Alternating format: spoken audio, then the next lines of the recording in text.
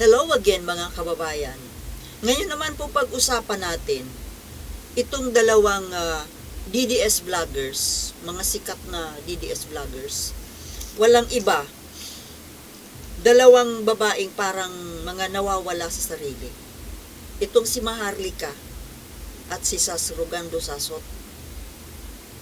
Napanood ko po kasi yung video ni Thinking Pinoy, yung kanyang expose tungkol kay Sas. Ang dami niya pong sinabi doon. Talagang bulgar yung very personal na mga bagay, pagkatao ni Sas Rogando Sasot. Ang dami niyang sinabi doon, pero ang natandaan ko, naging magkaibigan pala sila for ano yata 9 years ba or 8 years, medyo mahaba. Kaya kumbaga kilalang kilala niya, na sabi nga niya, nagtataka daw siya kung bakit matagal na nagstay sa Europe, nagturo. Kaya talaga ako bilib ako kay Sas, matalino siya. Kasi ikaw Pilipino, tapos maging professor ka sa Europe. Aba, you're somebody. Nakakabilib. Ngayon, according to Thinking Pinoy, nagtaka daw siya kung bakit matagal ilang taon na nag-aral at nagturo sa Europe, sa Amsterdam ba, Netherlands, pero umuwi daw na walang kapera-pera. Kung tutuusin nga naman, Europe yan eh. Euro. Ang sweldo, mataas pa sa dollar. At bakit sa pagiging professor, bakit hindi na-renew ang passport? Bakit napauwi?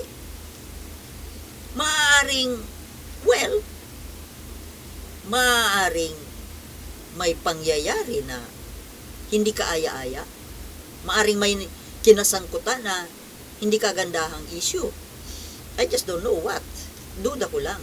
Now, sa pagiging walang pera, kung bakit wala daw ka pera-pera samantalang earning euro or pounds or euro. Dahil yung pounds pala is sa sa UK.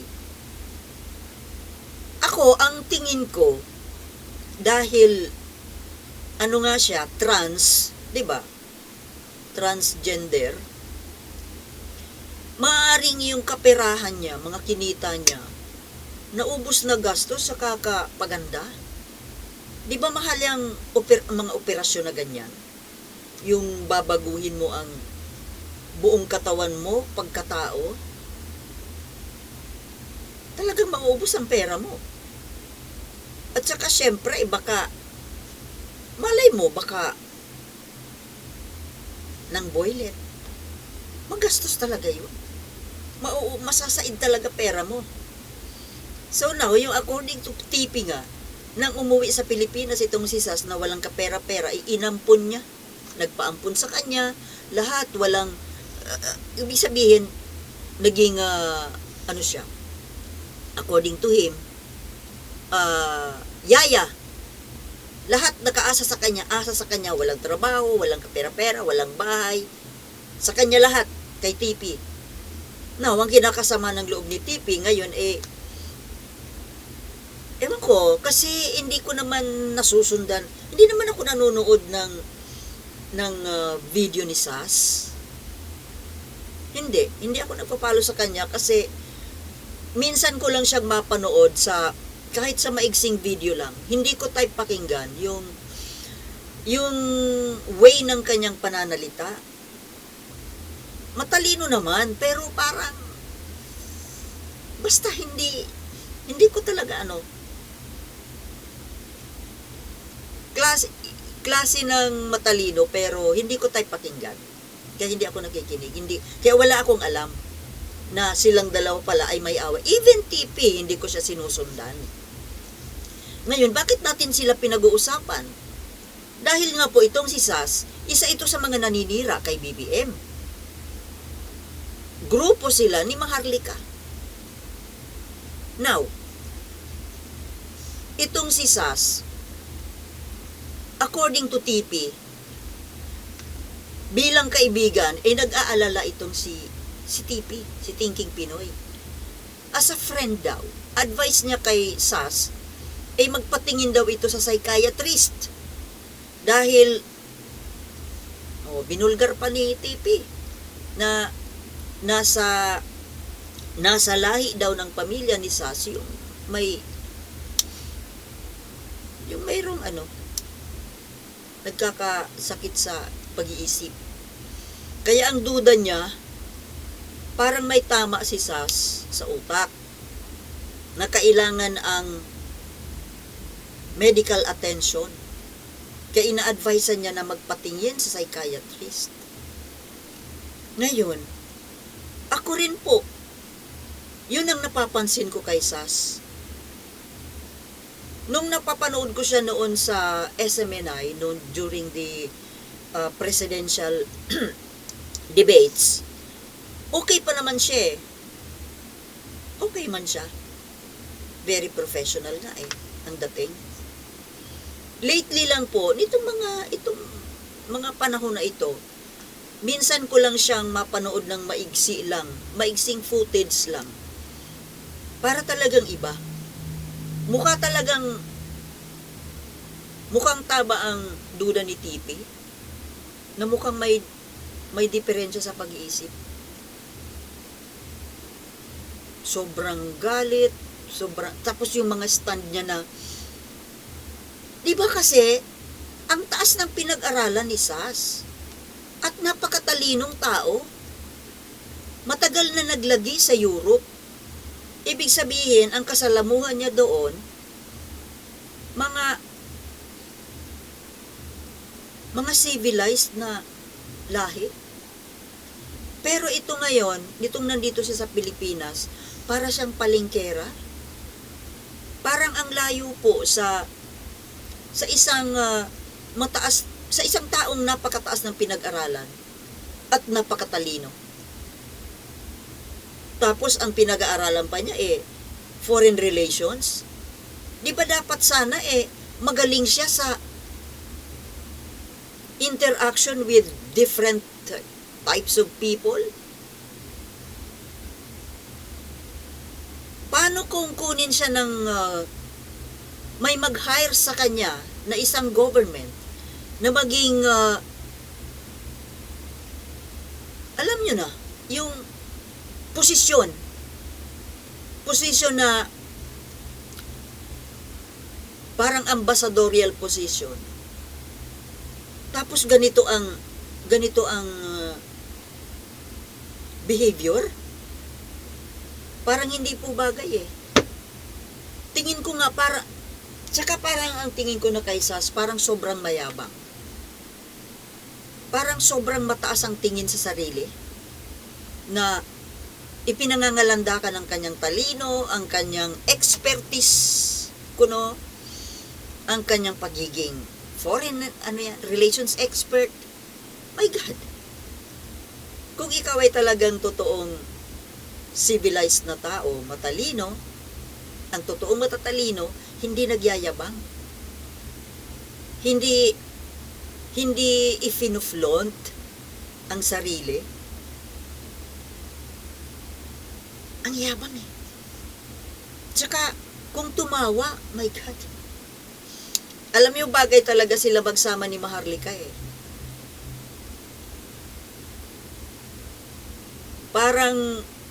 Silang dalawa, parang may tama sila sa utak. Yung mga pinaggagawa nila. Silang dalawa dapat magpatingin sa psychiatrist itong dalawang ito. Kasi wala na sa katinuan ng mga utak. Kasi kung matino ba naman itong dalawang to, parang mga bipolar. Alam mo yung bipolar, parang mga babaeng nawawala sa sarili. Kasi kung matino ang pag-iisip nitong dalawang ito, na naturingang sanay makisalamuha sa mga very advanced civilizations. Pero ang mga asta parang talo pa yung taga-squatter. Yung pananalita, yung pagmumura. Lalo na ito sa SAS, magaling dito magmura. My goodness! Scholar ka. Scholar ng foreign country. Nag-aaral ng, di ba, nag-doctoral degree ang inaaral nito. Pero bakit ganyan?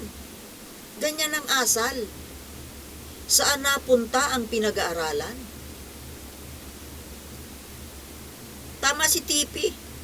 Dapat talaga magpatingin sa psychiatrist. Silang dalawa ni Maharlika. Kasi kung nasa katinuan ba naman ang mga utak ng dalawang ito, mapapatanong ka, bakit, papanong gano'n na lang ang pagmamahal nila at pagtatanggol sa mga Duterte? At pagtulong sa interes ng China na nambababoy sa atin, sa kapwa nila Pilipino, sa kanilang bansa. May diferensya yung mga utak, pag-iisip.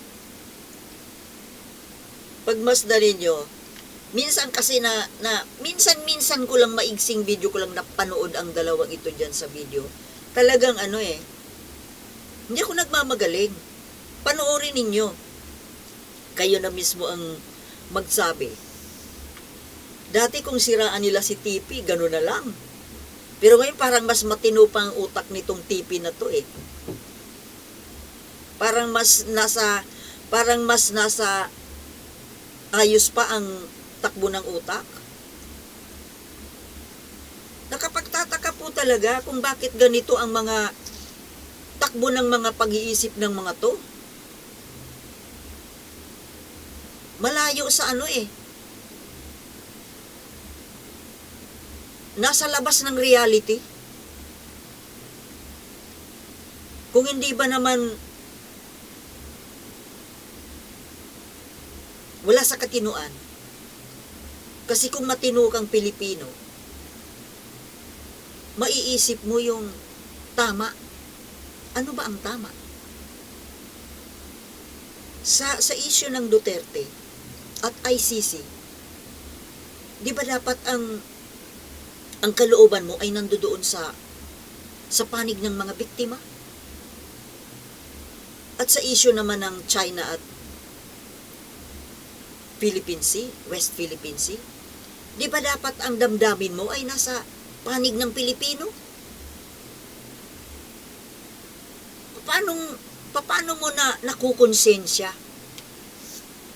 Paano kinakaya ng konsensya ng mga taong ito na kampihan yung kalabang bansa na nang-aapi sa bansa natin? At ito sa issue ng mga Duterte, paano kinakaya ng konsensya nila na ililigtas nila yung mamamatay tao?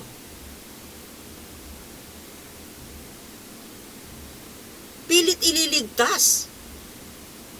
Para ano? At pilit din na gustong ibalik sa kapangyarihan. Para ano? Para magpatuloy sa paggawa uli ng mga pagpatay sa tao? Hindi mo maintindihan kung anong klaseng kaluluwa mayroon ng mga taong ganito. Hindi mo makapaniwala, hindi mo masabi na wala silang alam. Or, siyempre naririnig nila, pero binabaliwala. Binabaliwala yung mga kwento na, yung mga testimonya ni Las Cañas at ni Matubato. Kaya mo bang baliwalain yun? Para sa'yo ba nagsisinungaling yung dalawang yun? Dati silang tauhan. Dati silang inuutusan, pumatay. Baliwala lang sa kanila.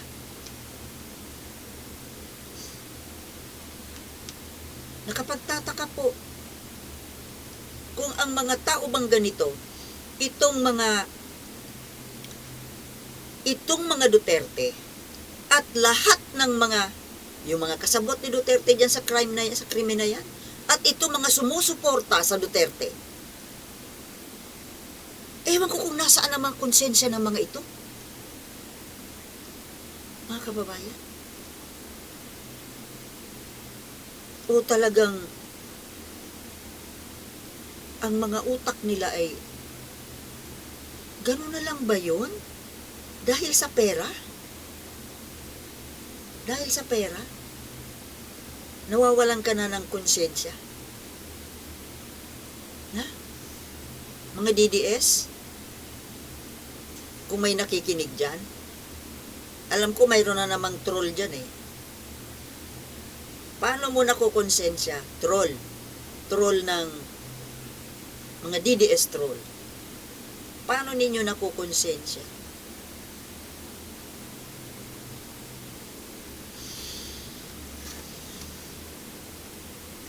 Diba, mga kababayan?